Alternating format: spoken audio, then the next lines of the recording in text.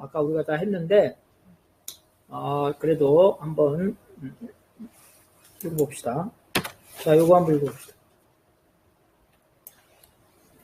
박건영 동지인가? 네. 민주노동당은 2008년 분당 직후부터 2012년 통합진보당 창당까지 선진보 대통합 후 야권 연대를 통한 정권 교체를 정치 도전으로 삼았다.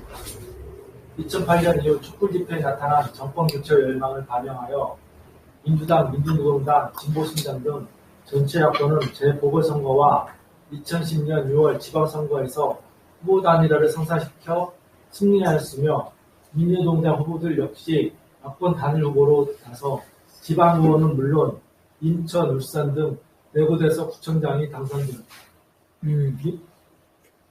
그래서 아까 다 얘기한 거죠. 그래서 야권 단일 후보가 되면서 원래 심상정이나 진보신당도 민주당과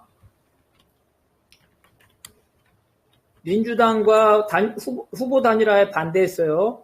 했는데 2009년에 재벌선거에서 한 번 이기고 2010년에 지방선거에서 왕창 이기니까 입장이 바뀌었어. 그래서 진보신당도 민주당과 후보 단일화를 하겠다 이렇게 하고, 심지어 심상정 같은 경우는 미국에 한번 갔다 와서 뭐 민주당과 뭐 연립 정부도 할 수 있다 이 정도로 되면서 민주당과의 후보 단일화에 먼저 동의하게 된 거예요. 그 다음 민주노동당, 국민참여당, 진보신당, 탈당 세력 등이 2011년 12월 통합한 통합진보당은 2012년 총선 직전 민주당과의 정책 연대와 후보 단일화 협상을 타결하였다. 정부의 모든 선거구는 민주당 후보, 통합진보당 후보 경선 지역으로 분류되었고, 그 결과 통합진보당도 지역구 8석, 비례대표 5석 등 총 13석을 얻었다. 하지만 통합진보당은 당내 비례대표 후보 경선 과정에서 부정선거 시비, 후보 단일화 협상의 특혜 논란으로 깊은 내분에 빠지게 되었다.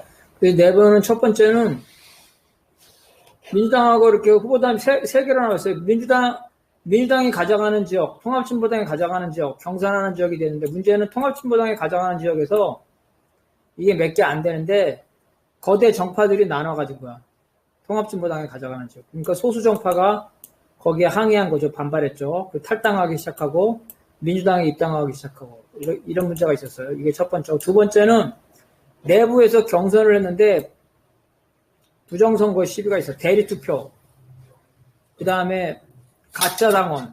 그래가지고 당원 명부를 가지고 컴퓨터 앞에서 자기가 선거하는 거. 이런 거. 이런 게 주로 자주계열하고 국민참여당 쪽에서 문제가 많이 됐어요. 이 두 가지로 서로 싸움이 붙어 치고받고 해가지고 결국은 여러분이 알다시피 폭력 사태가 벌어지면서 분당. 그때도 또 심상정이네 대표가. 이렇게 이제 되는 거고.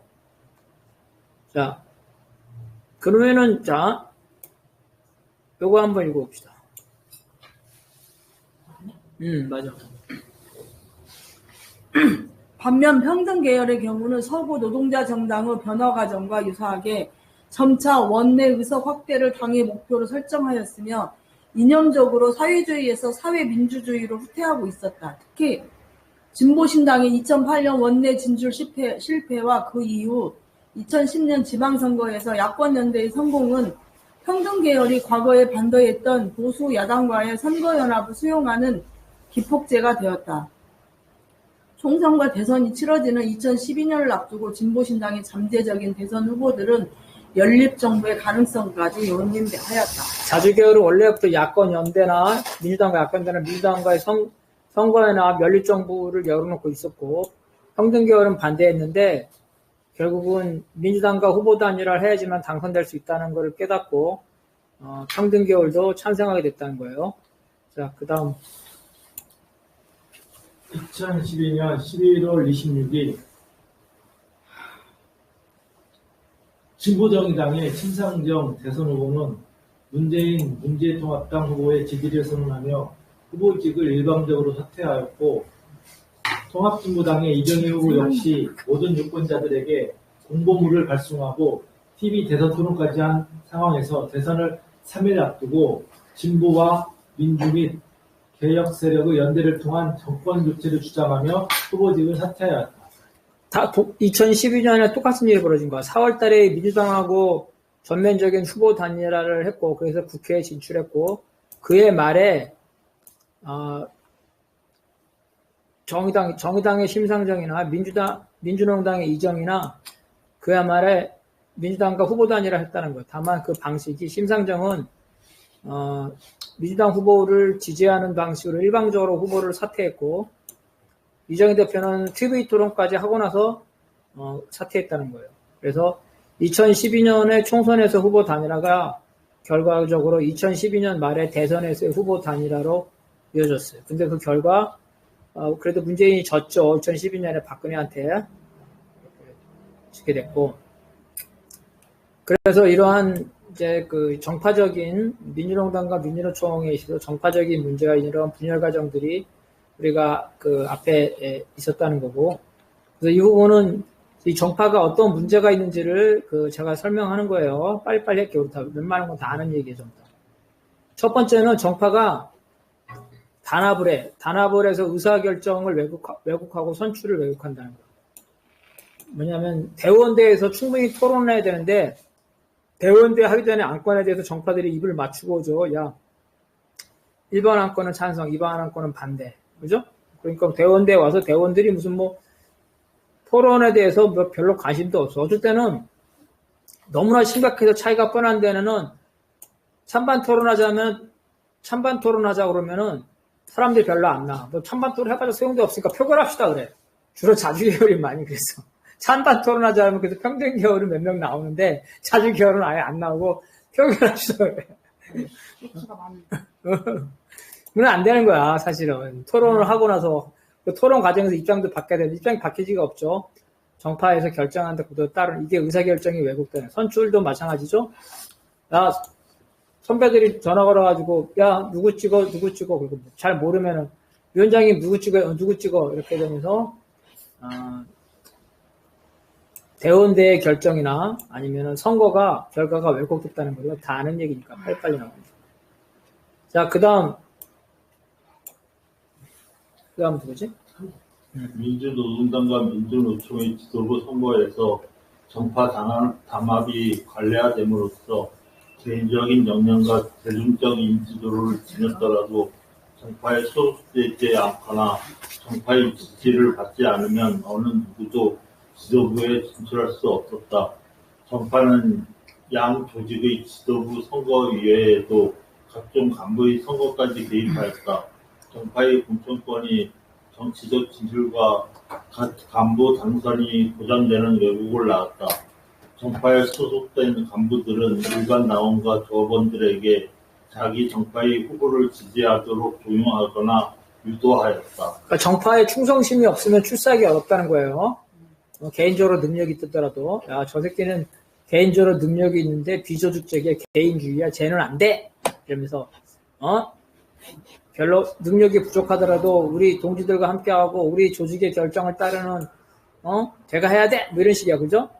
내부적으로 그런 걸 진짜 많이 하죠. 이렇게 되면서, 이 정파적인 사람들, 그죠? 정파 질서에 순응하는 사람들이 중간 질서, 중간 간부들을 장악하고 그 중간 간부들이 일반 당원들에게나 일반 조합원들에게 이렇게 하라 저렇게 하라 내리죠. 일반 조합원이나 당원들을 잘 모르니까 이렇게 해서 정파 구도가 형성됐다는 거. 두 번째는 그러다 보니까 공조직이 부실화됐다는 거예요. 공조직이 부실화된다는 건 뭐냐면 공조직이 역할이 제대로 못해. 정파에 좌우지돼가지고. 그래서 공조직의 대표자나 간부들이 정파 조직원이어가지고 공조직의 일은 대충 하는 둥 마는 둥 하고 자기네 정파 일은 열심히 해요. 낮에는 이제 대충 하고 밤에 가가지고 정파 활동을 하는 거죠. 그래서 공조직이 자기 역할을 제대로 못하고 공조직이 오히려 사조직에 얽매이는, 그죠? 특정 정파가 공조직의 지도부를 다 장악하게 돼서 그 특정 정파의 영향력에 좌우되고, 그러다 보니까 조합원들한테, 그 조합원이 나중에 이걸 다 알아. 야, 요번 지도부는 어디 팔에? 아, 그래? 그러면 그렇게 하겠구나. 그 다음 지나면은, 처음에는 모르지만 계속 알죠. 그래서 일반 조합원들이 나중에는, 야, 무슨 파 다 알게 돼요. 그래서 조합원들도 이런 것들을 알게 되면서, 냉소적으로 변하게 되는 그런 상황으로 가게 돼요. 자, 요거 한번 읽어봅시다. 다수파는 이러한 방식으로 민주노동당과 민주노총의 의사결정과 선출에 결정적인 영향을 미쳤다.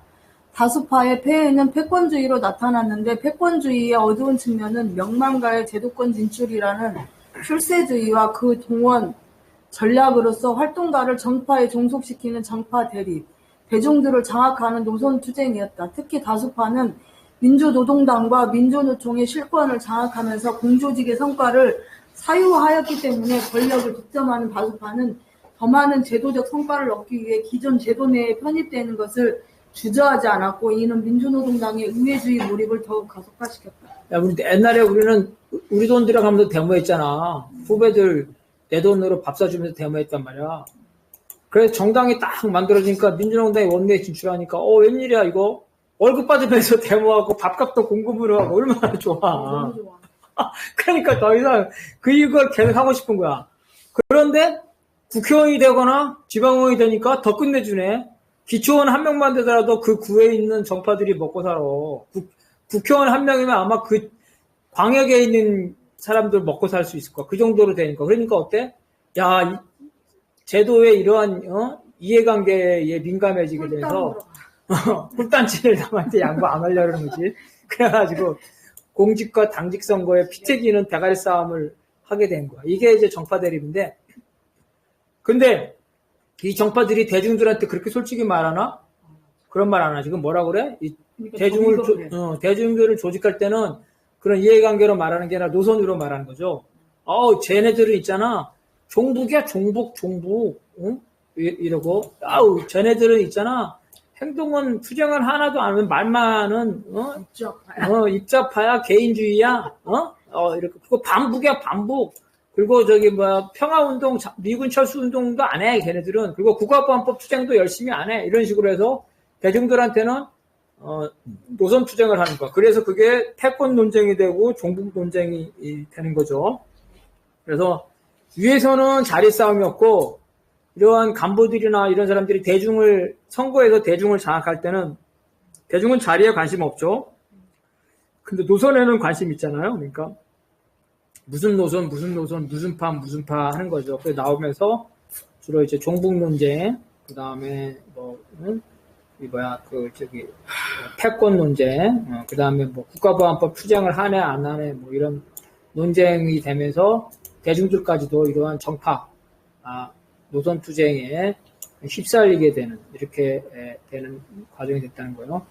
그 다음에 이제 자정 능력의 상실은, 그래도 권영기 정도는 그래도 이 정파에서 자유로워서 초창기에, 나중에는 어려웠지만, 초창기에 정파에서 자유로운 지도력이었단 말이야. 그러니까 중재도 해. 통합도 노력해. 근데 나중에는 이제 뭐냐면은,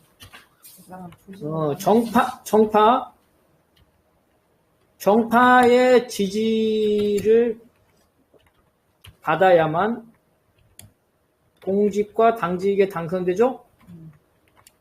그러니까 어때? 지도자가 통합력을 상실하는 거야. 지금 민주노총 보면 쉽게 생각할 수 있어.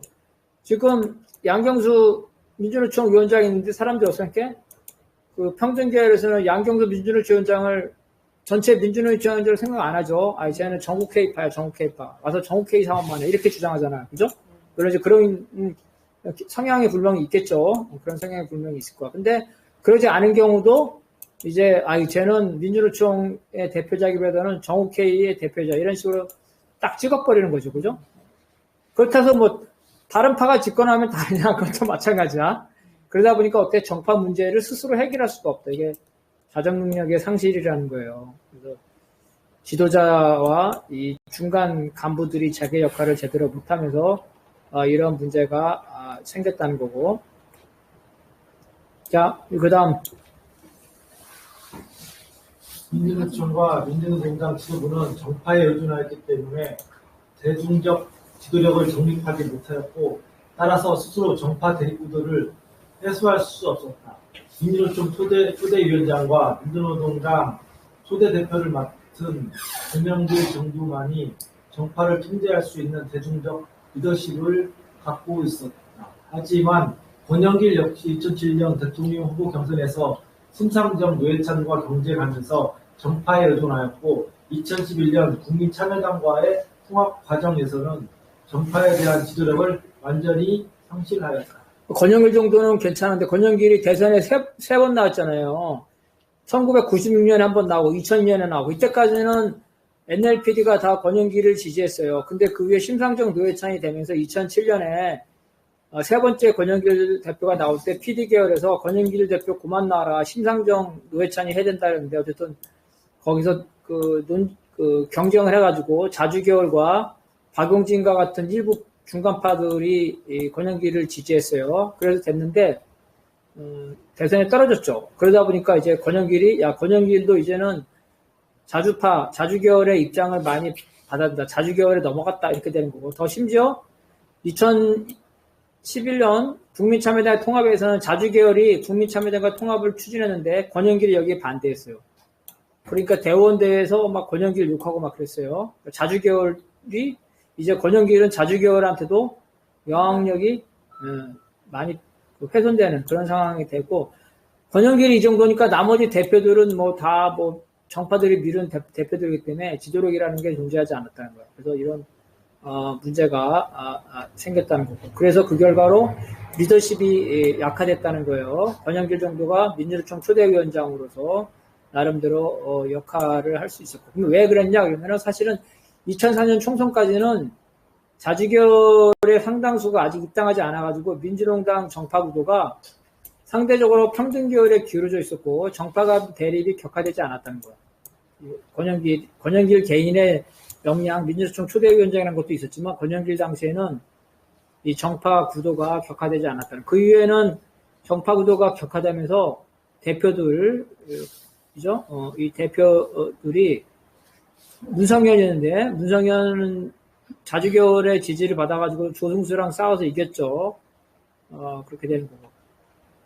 김혜경은 자주계열과 평등계열들의 추대로서 됐는데 추대되고 나서는 완충적인 역할을 하려고 했는데 하지 못했어요. 2005년 재보궐선거에서 평등계열의 주장대로 지도부 총사퇴했습니다. 우리 2005년 재보궐선거는 지난 울산 북구 얘기했었죠.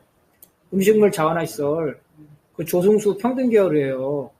울산 북구 그 평등계열이 잘못한 건데 그래서 진 건데 그 선거 패배를 그 후보 정갑득이 자주계열인데 정갑득하고 민주노동당의 자주계열한테 그 책임을 주면서 지도부 총사퇴를 주장한 거예요.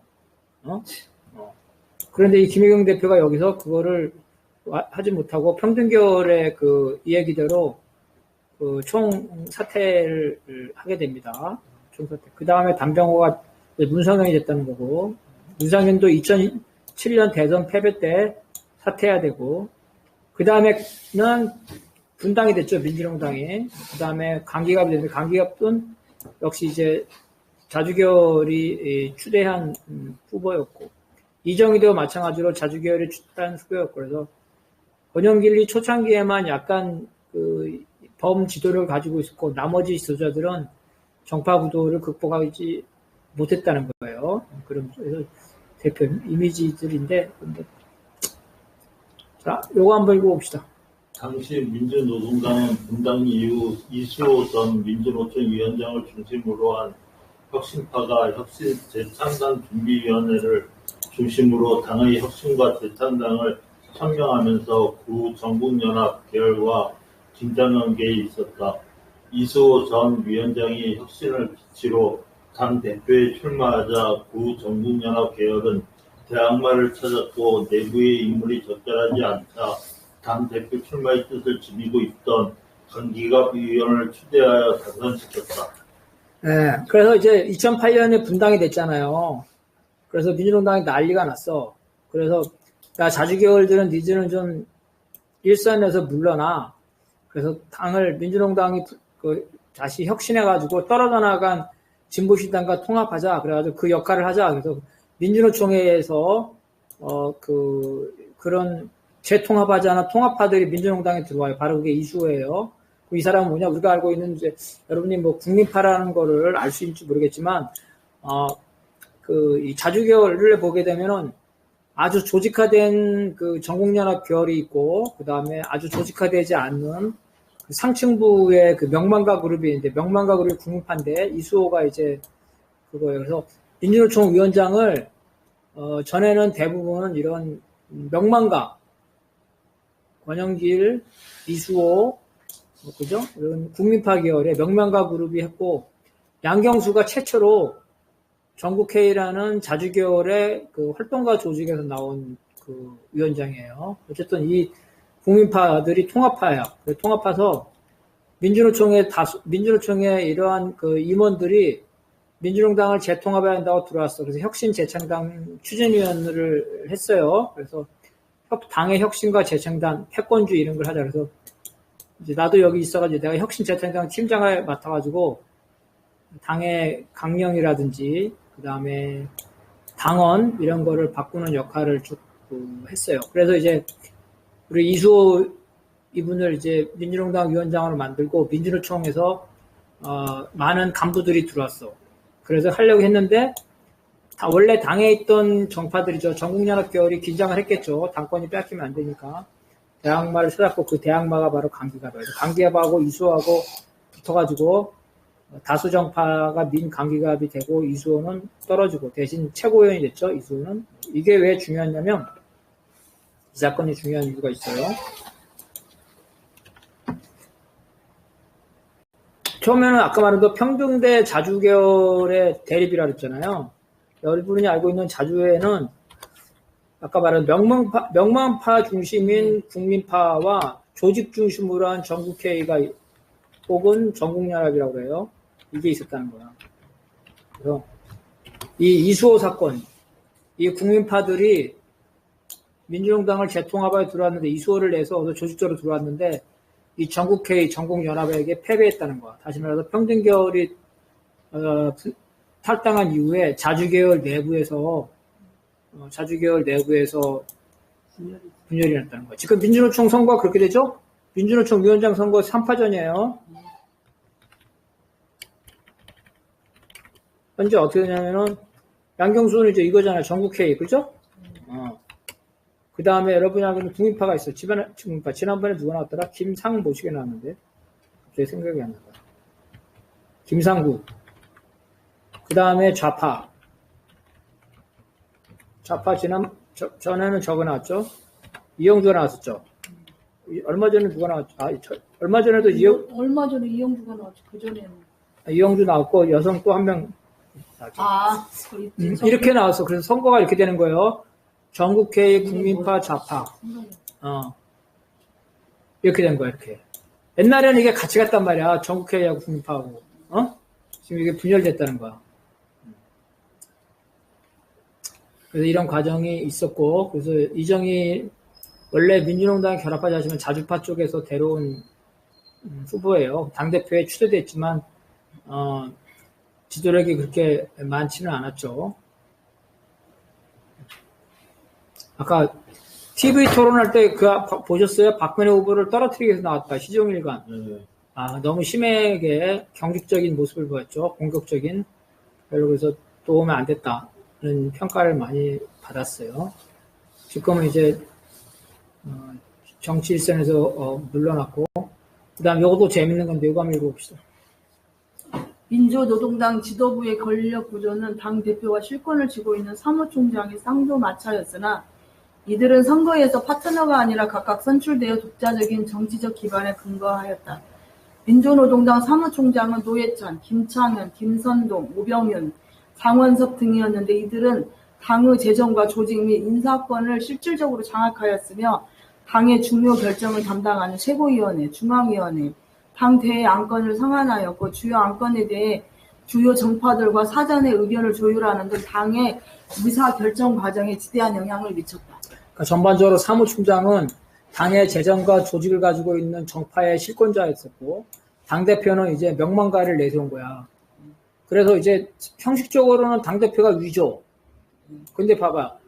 이 당대표가 출마하려면은 그 정파의 지지를 받아야 되잖아. 그러니까 당대표를 출마할 때는 어때? 사무총장한테 사무총장이 실질적으로 있겠죠. 자기가, 저기 선배님, 요번에 대표 나가셔야 되잖아. 그리고 딱 되고 나면 당대표가 위죠. 그러니까, 사람들이 들어갈 때 그러니까 그게 문제가 생기라. 당대표가 되고 나서는, 야, 네가 나를 초대했지만, 그래도 내가 당대표인데, 네가 나한테 맘먹을 수 있니? 그러는 거고, 사무총장은,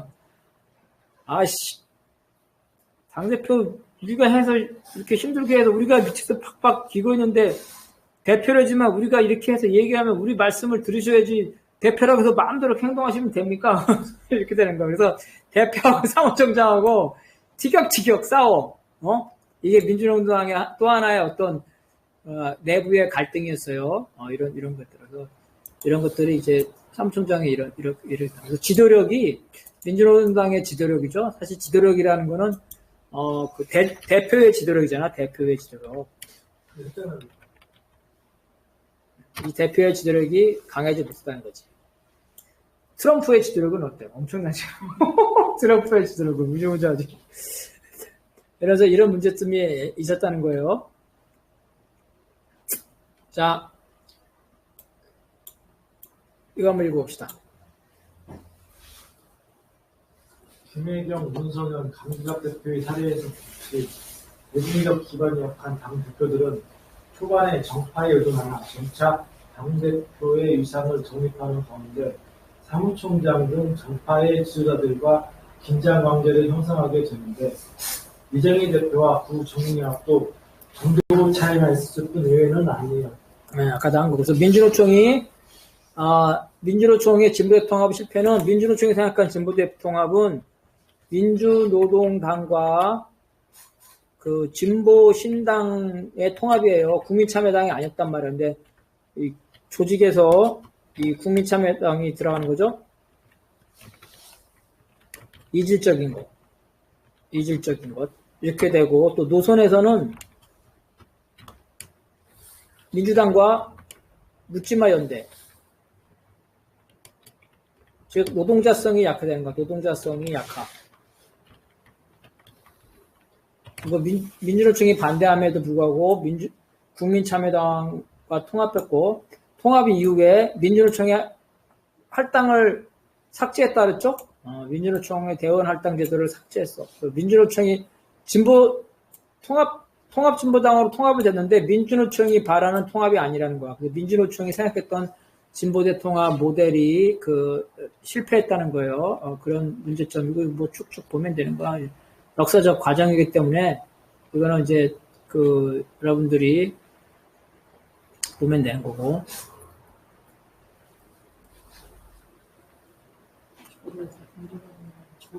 자, 이거 한번 읽어봅시다. 결국 민주노총과 민주노동당은 노동정치 성공 모델을 만들어 국민들에게 노동정치 대안을 제시하는 것에 이르지 못하였고 특히 민주노총은 결과적으로 민주노총 소속으로 당선된 최고위원이나 국회의원, 지방자치단체장에 대해서도 민주노총 차원에서 노동정치 상을 제시하지 고 실현하도록 강제하는 것에 실패하였다. 그래서 중앙정치도 실패했지만 울산이죠. 울산에서 모험적인 걸 하지 못했다는 거예요. 그래서 실패한 원인도 죽겠고 그 다음에 요거는 이제 재밌죠. 민주노동당의 조로화. 조로화는 왜 조로화냐면 이런 거예요. 우리가 유럽의 정당이 100년 동안의 흥망성쇠를 민주노동당은 2001년, 2014년이니까 약 15년 만에, 그죠? 14년 만에. 13년 만에 해산됐죠? 해산됐고. 그죠? 그 사이, 우경화를 거쳤죠. 의회주의 몰입. 민주당과 묻지마 후보도 아니라, 그 다음에 국민참여당이라는 보수정당과의 통합. 유럽의 정당이 100년 동안 한 일을 14년 만에 다 해서 사라져버렸어. 그래서 조로화라는 거예요. 그래서 우리가 지난번에 했죠. 멋진 표현, 조로화. 노동자당, 그 다음에 민중당 이렇게 했죠. 그 다음에 일하는 사람들의 정당. 다 이거 민주노동당 써먹은 말이야. 그 다음에 노동자를 기반으로 하는 국민정당. 나중에 노동자를 빼줘. 국민정당. 이런 식으로 간다 그랬죠? 그래서 민주노동당은 처음부터 여기부터 시작했어. 노동자당에서 시작한 게 아니라 민주노동당은 노동자당이 아니에요. 처음에. 그죠? 농민도 있었고 통일운동하는 사람도 있었고 있잖아요. 그래서 일하는 사람. 그래서 민주노동당은 처음부터 일하는 사람 정당으로 시작했고 그러다가 이제 국민을 기반으로 해가지고 국민정당으로 가려다가 국민참여당과 통합하게 되면서 아예 국민정당화 우경화로 가버리는 거죠. 그런데 유럽은 이 100년 동안에 집권도 해봤죠. 민주노동당은 집권은커녕 원내 교육단체도 하지 못한 상태에서 이렇게 조로화가 됐다는 거야. 그죠? 쉽게 말하면 어린 놈이 권력 맛은 알아가지고 일찍 망개졌다는 거야. 그래서 이런 문제점이 있었다는 거예요. 자, 이거 한번 읽어봅시다. 민주노총과 민주노동당 양자는 의회주의 몰입, 정파 지배구조 등 부정적인 동조화로 인해 양자의 장점을 상승시키기는커녕 자신들의 조로화와 비성숙을 극복할 수 없었다. 민주노동당 조로화의 상징적인 사건은 민주노동당이 민주노총과 다른 진보 정당의 반대를 무릅쓰면서 국민참여당과의 선통합과 민주당과의 획일적인 후보 단일화를 시도한 것이다. 선통합은 진보 대통합 하기 전에 국민참여당과 먼저 선통합을 하려고 했던 거예요. 그런 문제고. 자, 그 다음에 이거 읽어봅시다. 첫째, 민주노총은 전체 노동계급을 대표하거나 대변하는 의지와 역량이 부족했으며 이로 인해 민주노총의 정치 세력화에 있어 삼인주의 모델에서의 양날개로는 그 전제 조건을 형성하지 못하였고 민주노총은 정규직 대기업 중심 노조운동, 노동운동의 연대성 약화, 분파주의 경향, 현장 조직력 약화 등을 극복하지 못하였다. 그래서 민주노총과 민주노동당이 조로화가 되면서 그죠? 이 관계가 파괴된 이유는 크게 보면 대표성이라는 거야. 민주노총이 전체 노동자를 대변하지 못했어. 대기업 정규직으로. 민주노동당도 역시 노동자당으로서 그죠? 원내에 진출하면서 최소한 단체 교섭단체로 되면서 원내에서 노동자를 대변하는 정당으로 인정받아 그러지 못했어. 그 다음에 자주성. 이 자주성은 민주노총은 정치를 민주노동당에 의존했고, 그죠? 민주노동당은 또 민주노총에 돈과 사람을 대달라고 그랬고, 민주성은 민주노총이나 민주노동당 관료들의 폐해, 정파들의 폐해를 극복하지 못했어요. 왜냐하면 당원들이죠. 일반 당원과 일반 조합원들이 정치의식이 고양되게 되고 정치 투쟁을 통해서 민주주의죠. 아래로부터의 민주주의가 강력해야 되는데 그러지 못했던 거. 그 다음에 변혁 주체의 문제. 사회주의 세력이 뭔가. 사회주의 세력이 둘 중에 하나예요. 첫 번째 문제는 사회주의 세력의 일부만 민주노동당에 들어왔어. 그래서 사회주의 세력 일부만 들어왔으니까 힘이 약했죠? 힘이 약하다. 다 들어와야 되는데. 두 번째, 다수의 사회주의 세력은 어떻게? 삼인주의. 그죠? 우경화됐다. 대표적인 게 대표적인 게 심상정 담병호죠. 그죠? 심상정. 민주노총파들. 평등계열들. 그죠?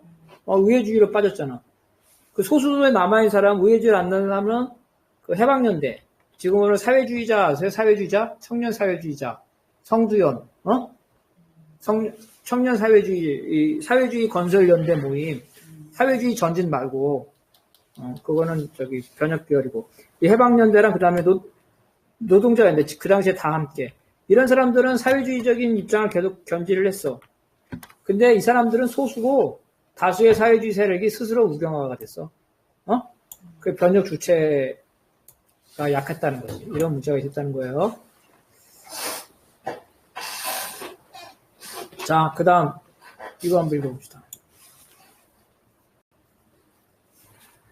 둘째, 양자는 노동조합과 정당이라는 차이를 인정하는 속에서 상호 다주성을 존중하는 한편, 노선과 활동에 있어서 조직적으로 제도적으로 결합함으로써 서로가 발전할 수 있는 공동 운명이라는 측면을 고려하지 못하였다. 예, 여기서는 이제 첫 번째는 뭐가 할 수 있으냐면, 첫 번째는 대리주의.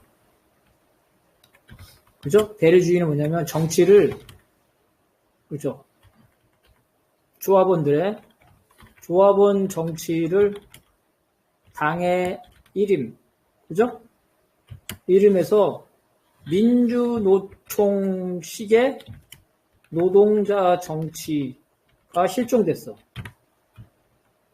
그죠? 이렇게 실종됐어. 이러면서,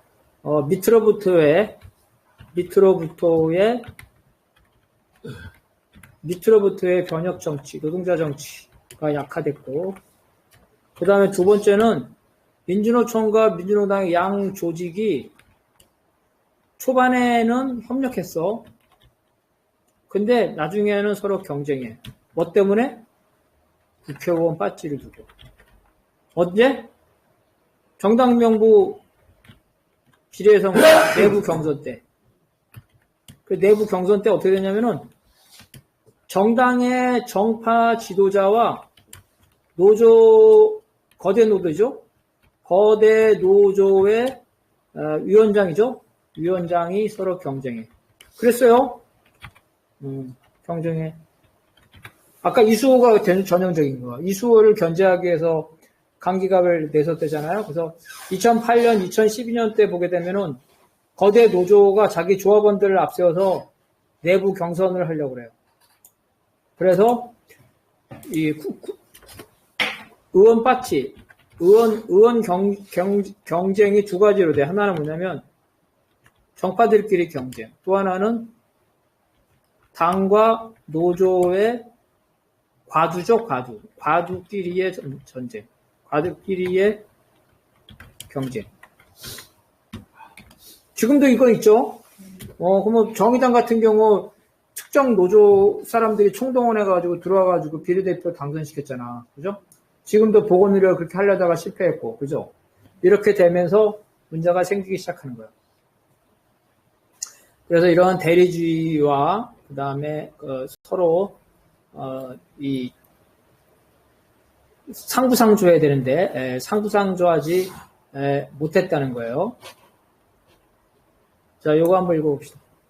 민주노동당은 양자의 소통에 있어 상대적으로 소극적이었고 당으로서 대중조직에 대한 협조성을 발휘하지 못하였다.